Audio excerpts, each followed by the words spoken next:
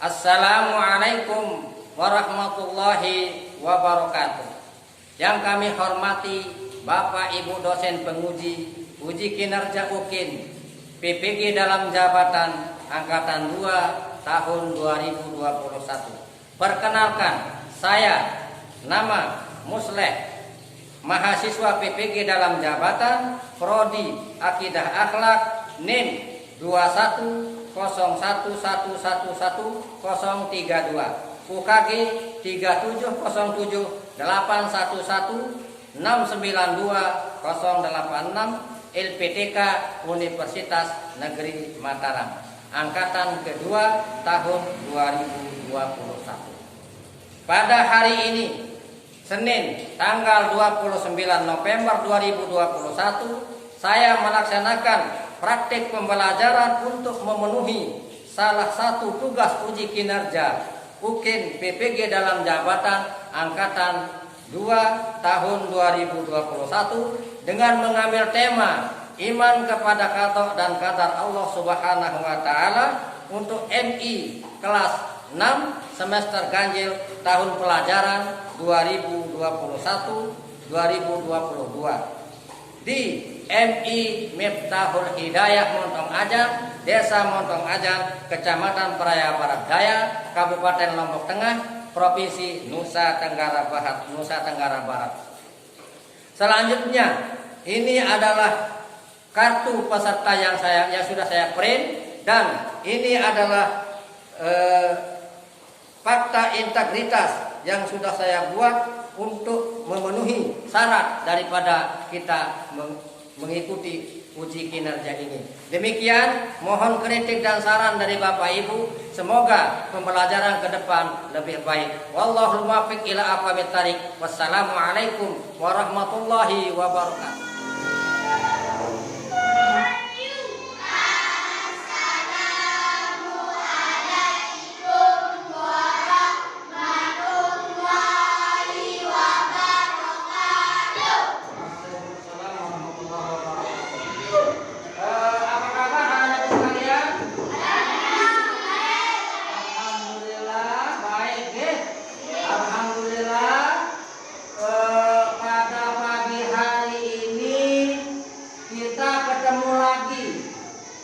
Setelah minggu yang lalu kita sudah belajar banyak tentang Asmaul Husna, Al-Qawi, Al-Hakim, Al-Musawwir, dan Al-Qadir.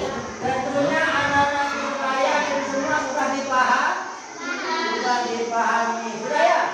Sudah dipahami, alhamdulillah. Nah, berikutnya sekarang Bapak ingin melanjutkan pelajaran yang berikutnya, yakni pelajaran akidah akhlak bab iman kepada qada dan qadar. Namun sebelum kita mulai pelajaran terlebih dahulu, Bapak ingin melihat kesiapan anak-anakku sekalian untuk memulai pelajaran ini. Bapak akan ngecek dulu. Nah, sekarang tolong bukunya dulu. Tolong bukunya dan atomnya, pencilnya dikeluarkan, ditaruh di atas meja.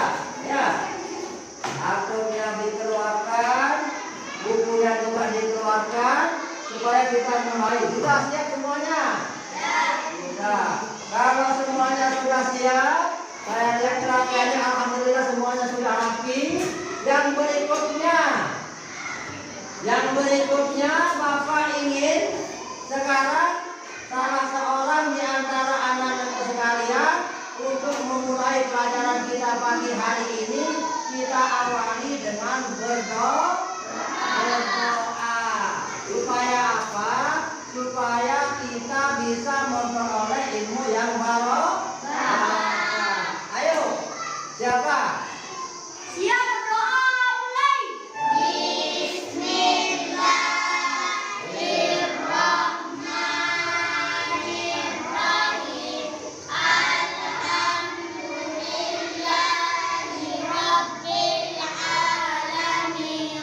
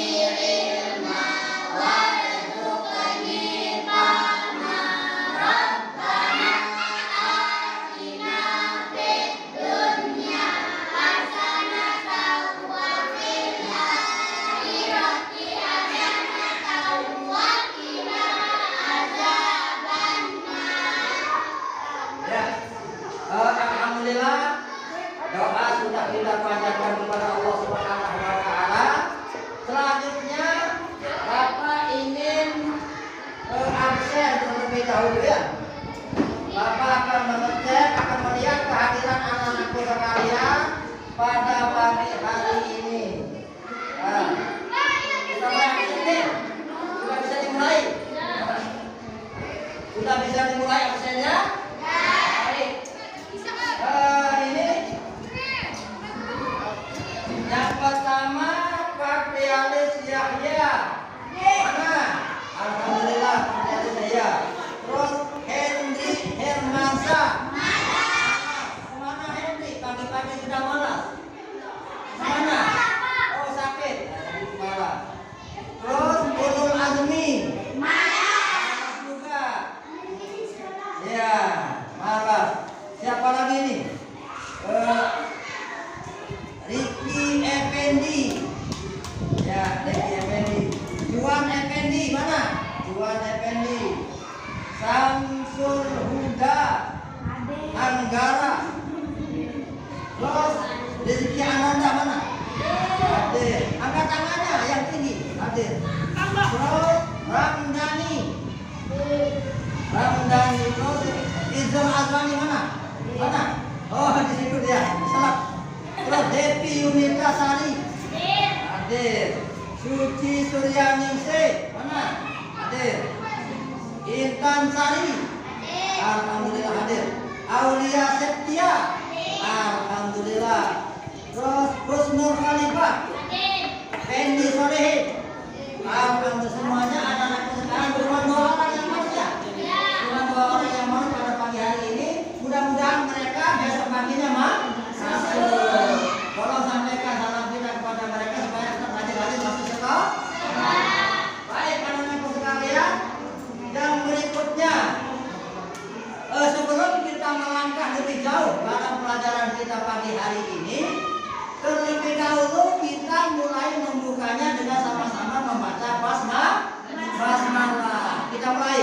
Bismillahirrahmanirrahim. Baik, untuk memulai pelajaran kita pagi hari ini supaya semangatnya bangkit kembali, pagi-pagi sudah kita tekuk semangat.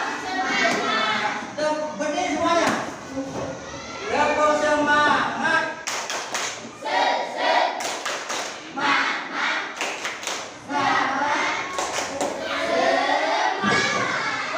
Semangat Pak. Semangat pagi. Baik anak-anakku sekalian yang saya Bapak banggakan, sebelum kita melanjutkan pelajaran ini, terlebih dahulu kita akan membacakan terlebih dahulu tujuan pembelajaran. Ya, kita bacakan terlebih dahulu tujuan pembelajaran. Apa tujuan kita belajar akidah akhlak pada pagi hari ini, kan? Nah, tujuannya ini Bapak bacakan. Tujuannya 1, melalui pemberian contoh. Ingat, melalui pemberian contoh, peserta didik dapat menunjukkan sikap meyakini kekuasaan Allah Subhanahu wa Ta'ala melalui qada dan qadar. Yang kedua, melalui pengamatan peserta didik dapat memastikan qada dan qadar Allah Subhanahu wa Ta'ala dengan benar. Yang ketiga, melalui ceramah dan tanya jawab peserta didik dapat menjelaskan hikmah qada dan qadar Allah Subhanahu wa Ta'ala. Yang keempat, melalui diskusi kelompok peserta didik dapat memberikan contoh qada dan qadar Allah Subhanahu wa Ta'ala dengan percaya diri, baik dan benar. Yang terakhir, yang kelima, melalui inkuiri dan rasionalisasi peserta didik dapat atau mampu menyebutkan hikmah qada dan qadar Allah Subhanahu wa Ta'ala dalam kehidupan sehari-hari dengan jujur, baik dan benar. Itulah tujuan kita, ya. Itulah tujuan pembelajaran pada pagi hari ini. Sudah bisa dipahami? Ya, baik. Anak-anak sekalian, selanjutnya pada pertemuan kali ini kita akan membahas tentang pengertian dan perbedaan antara qada dan qadar Allah Subhanahu wa Ta'ala. Pengertian qada dan qadar Allah Subhanahu wa Ta'ala. Baik anak-anak sekalian, Allah Subhanahu wa Ta'ala menciptakan manusia Allah Subhanahu wa taala menciptakan manusia itu tidak ada yang sama. Semua kita berbeda-beda. Allah menciptakan manusia itu ada laki, ada perempuan. Jenis kelaminnya beda-beda. Ada yang laki, ada yang perempuan. Ada yang apa lagi? Ada yang putih kulitnya, ada yang hitam kayak apa? Ada yang hitam, ada yang putih kulitnya, ada yang hitam kulitnya, apalagi. Dan juga Allah menciptakan manusia itu ada yang pintar, ada yang bodoh. Nah, kenapa Allah Subhanahu wa taala menciptakan seperti itu? Itu adalah menunjukkan bahwa Allah mempunyai kekuasaan mutlak. Allah yang mengatur kita semua. Ya, kekuatan Allah Subhanahu wa taala itu diperlihatkan oleh Allah Subhanahu wa taala dari penciptaan kita. Ya, dari penciptaan kita bahwa kita itu dilahirkan, diciptakan oleh Allah dalam keadaan berbeda-beda. Jadi anak-anak sekalian, selanjutnya kado itu menurut bahasa memiliki beberapa arti. Ya, kado menurut bahasa memiliki beberapa arti. Yang pertama bisa berarti hukum, yang kedua bisa berarti ketetapan, perintah dan kehendak. Ya, sedangkan kada berarti kepastian, kuasa, nasib dan ukuran. Baik. Menurut istilah tadi kata menurut bahasa. Nah, kalau menurut istilah, diperhatikan, kalau menurut istilah, kado adalah iradah Allah Subhanahu wa taala pada azali tentang sesuatu yang ada di bumi ini. Dengan segala keadaannya. Misalnya, apakah kita kelak akan menjadi orang alim atau berpengetahuan? Itu adalah kadonya Allah. Ini kita ini belum tahu kita apakah kita akan jadi presiden, apakah kita akan jadi petani, apakah kita akan jadi kepala desa, apakah kita akan jadi tuan guru, apakah kita akan jadi ustaz. Semuanya itu adalah ketentuan Allah yang kita ini tidak tahu. Ya, ketentuan Allah ya sudah ditetapkan sejak azali. Tahu artinya azali? Azali pada setelah zaman dulu sebelum kita ada sudah diciptakan oleh Allah.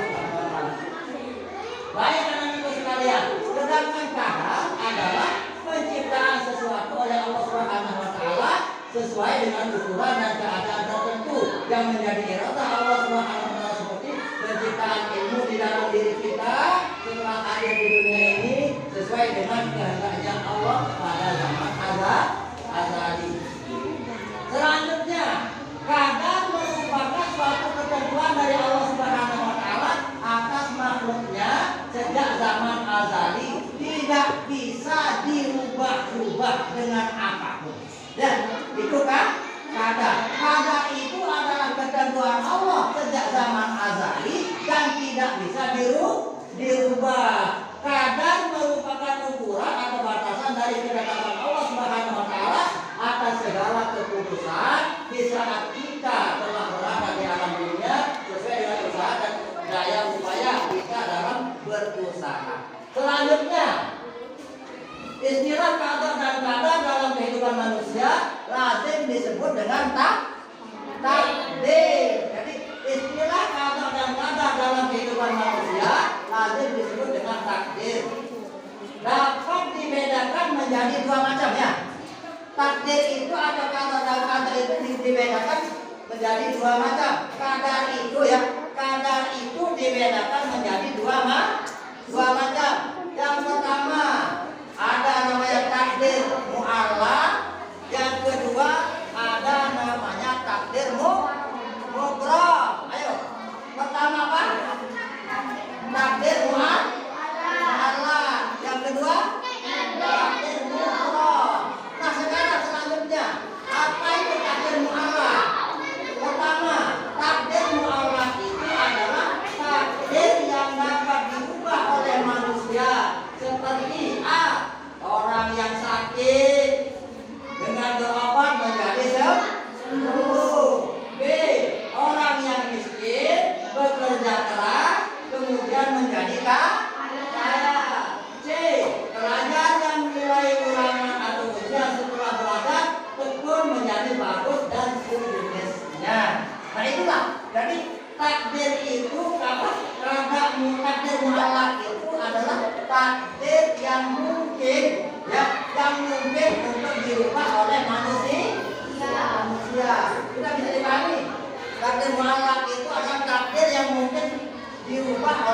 manusia. Sedangkan takdir mutlak, takdir yang kedua namanya takdir mutlak.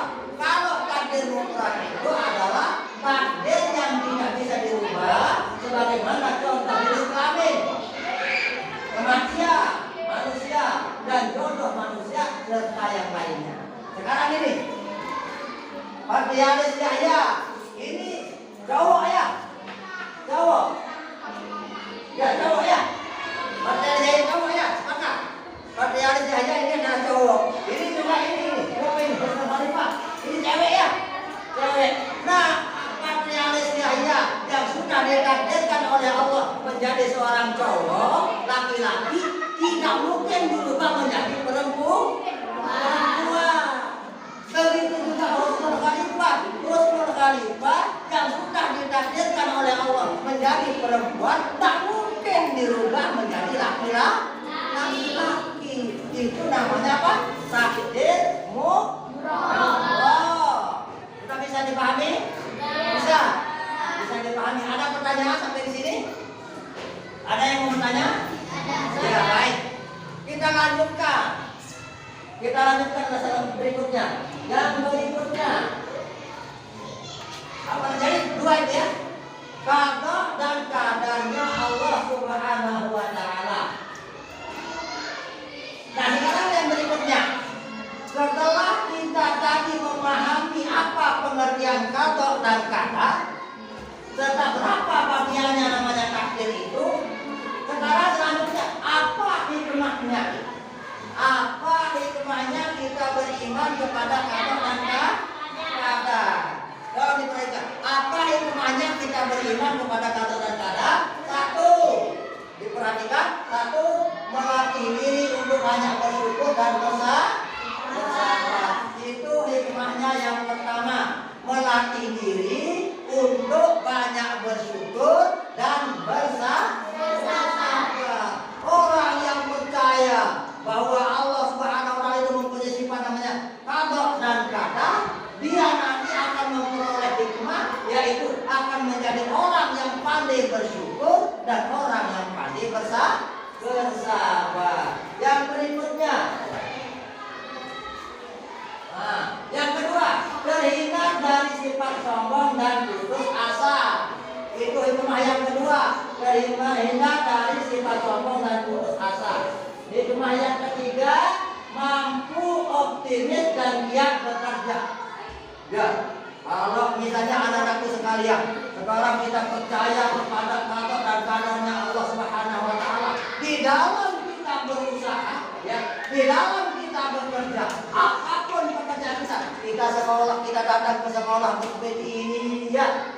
Kita datang ke sekolah seperti ini ingin supaya kita menjadi pintar. Nah, sekarang karena kita beriman kepada qada dan qadar itu, maka kedatangan kita atau kita melaksanakan namanya sekolah ini, kita akan penuh optimis dan giat untuk kita belajar. Baik anak-anak sekalian, yang berikutnya menenangkan jiwa.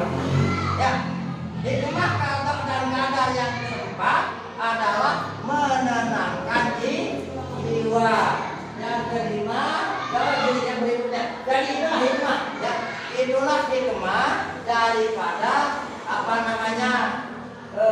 kita beriman kepada qada dan qadar. Sudah bisa dipahami? Kalau sudah bisa dipahami anak-anak sekalian, selanjutnya kita ingin mendiskusikan, ya. Kita ingin mendiskusikan pelajaran kita yang sudah kita pelajari tadi. Tapi sebelum itu, ya, sebelum kita mulai diskusi, terlebih dahulu tempo semangat. Mana semangatnya? Mana semangatnya? Bangun, berdiri semuanya. Semuanya berdiri. Saya mulai. 1, 2, 3. Terus semangat.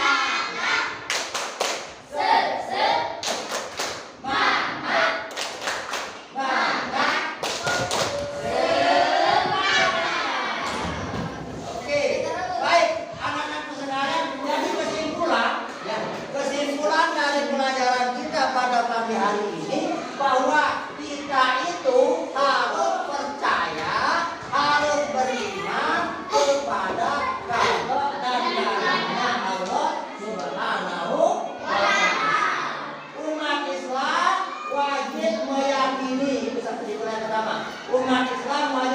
meyakini kepada qada dan qadar Allah Subhanahu wa taala.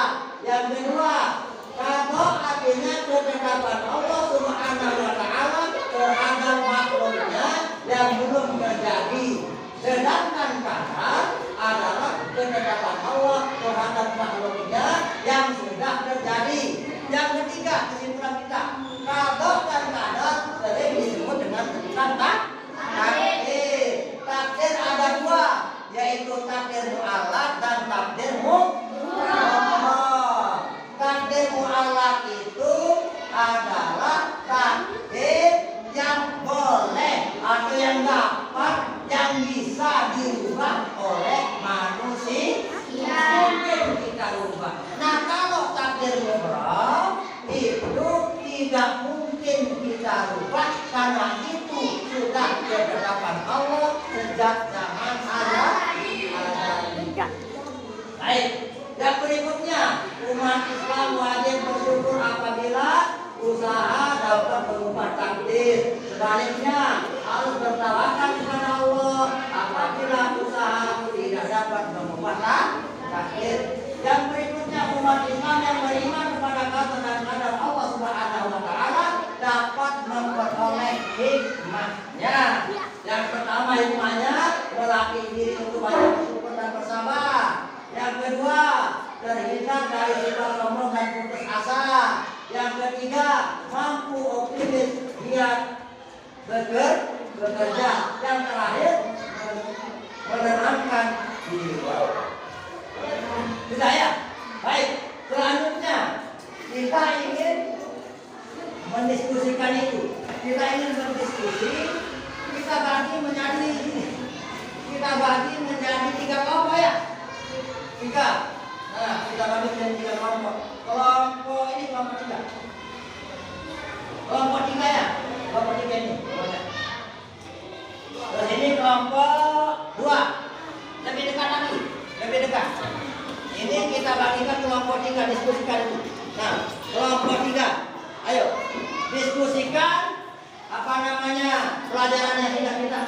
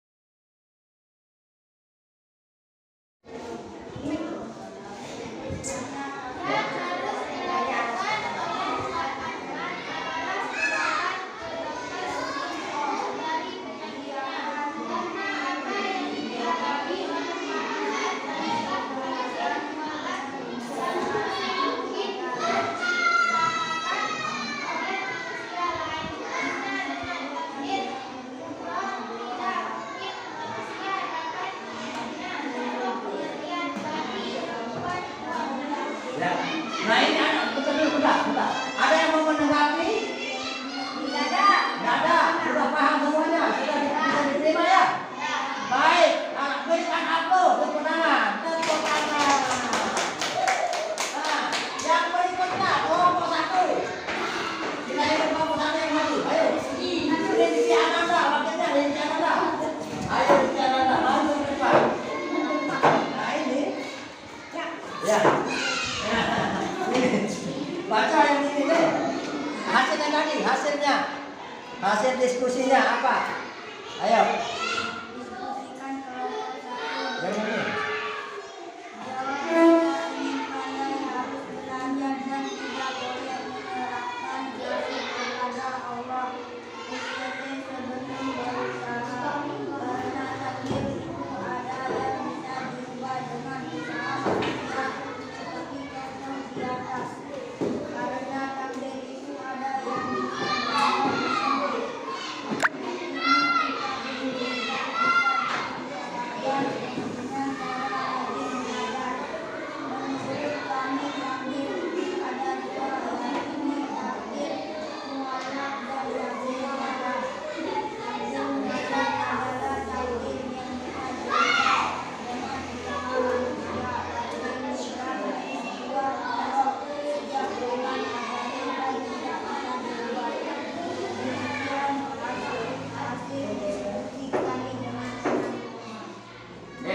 Ini teman kita sudah membacakan hasil diskusinya.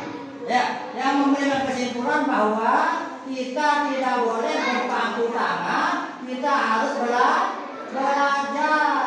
Karena apa? Karena itu sudah mungkin dirubah namanya apa? Namanya takdir mu'allah. Oke. Berikan tepuk tangan. Alhamdulillah. Nah, yang terakhir kelompok 3, kelompok 2, ya. Kelompok 2 maju ke depan. Persentasekan tuan guru kita. Tuan guru Patrialis Yahya akan maju ke depan memberikan presentase tentang hasil diskusinya. Ayo baca yang keras deh. Baca yang keras hasil diskusinya. Ya. Jika anjing ini menunjukkan keinginannya untuk menjadi orang yang berhormat, maka ia akan mengenal orang. Kemudian setelah itu ia bertauhid kepada Allah Subhanahu wa Ta'ala. Manusia laki yang berusaha mengenali hasilnya adalah jika Allah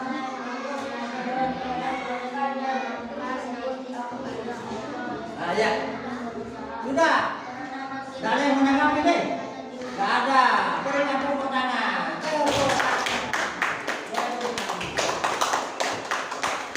Ya.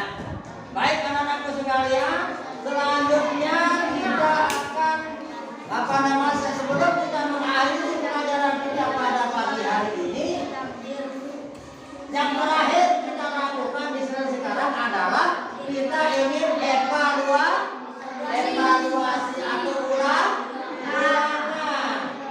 Bapak bagikan dulu nih. Bapak bagikan, jangan lupa nanti tulis namanya di kertas ini yang sudah Bapak tuliskan. Bapak akan bagikan satu persatu. Nah, ya. Ini Bapak bagikan satu persatu ya. Tolong dijawab. Ya. Oke? Nah, jawab.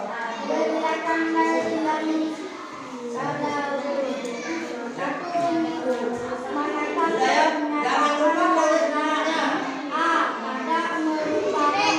Jangan lupa baca dalam hati, jangan ribut. Saya jangan mengganggu temannya. Baca dalam hati. Ya, nggak boleh nyontek. Ya, kita harus jujur. Ayo. Jawab ya.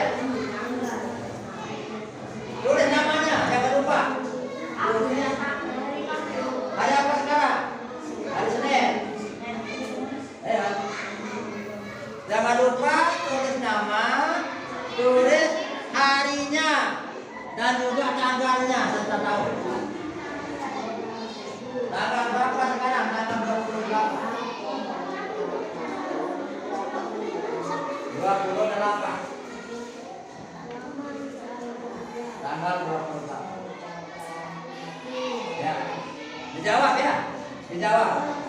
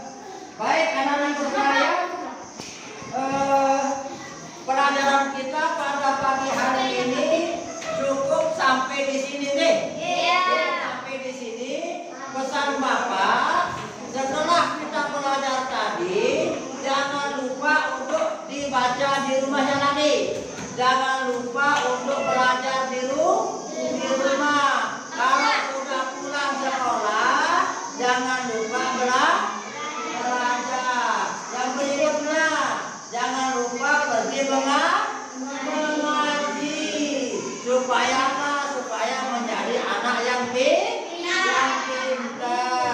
Ya, selanjutnya paling tidak kalah pentingnya adalah supaya hari ini berhasil dan ada manfaatnya, maka nanti setelah pulang dari sekolah kita harus mempraktikkan akhlak kita di jalan, mempraktikkan akhlak kita di rumah, mempraktikkan akhlak kita di sekolah. Baik anak-anakku sekalian, bersama-sama Bapak banggakan anak-anak soleh yang solehah. Mudah-mudahan nantinya apa yang kita Bapak sampaikan bisa dipahami dan bisa dimengerti. Mungkin sebelum kita menutup pelajaran kita pada pagi hari ini, karena kita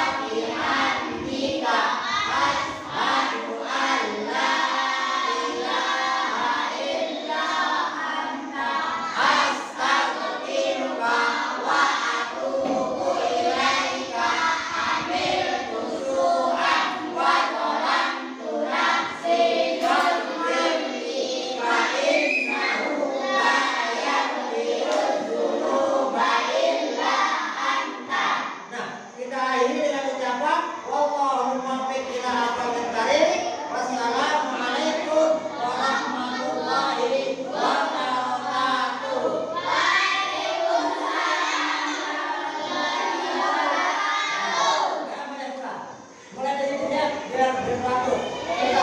Kita